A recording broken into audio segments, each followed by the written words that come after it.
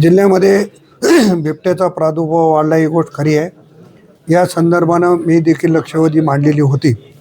परंतु अ, सभागृहातल्या बहुतांशी सदस्यांची भूमिका मोकाट कुत्रे आणि बिबट्या याच्यावरच असल्यामुळं माननीय मंत्री महोदयांनी त्याच्यामध्ये हस्तक्षेप करून प्रत्येक विभागाची बैठक घेऊन ज्यांच्या लक्षवेधी आल्या त्या लक्षवेधीवर चर्चा करणे आणि अध्यक्षाच्या संमतीने विधानसभेचंच कामकाज आहे असं गृहीत धरणे या संदर्भातली सूचना दिली.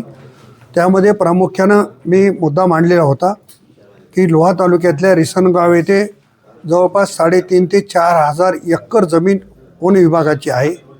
त्या ठिकाणी जसं व्याघ्र प्रकल्प निर्माण अनेक ठिकाणी करतात तसं त्याच धर्तीवर इथं प्रकल्प उभा करावा आणि हे जे सगळे बिबटे आहेत ते सगळे बिबटे स्थलांतरित इथं केले तर हरकत नाही, परंतु त्यांना लागणाऱ्या सुविधा, जनतेला न होणारा त्रास, त्याची कंपाऊंड बांधणे अशा पद्धतीची मी वन विभागाकडे विनंती केलेली आहे आणि मला वाटतं की गणेश नाईक साहेब याच्यामध्ये योग्य तो निर्णय घेतील.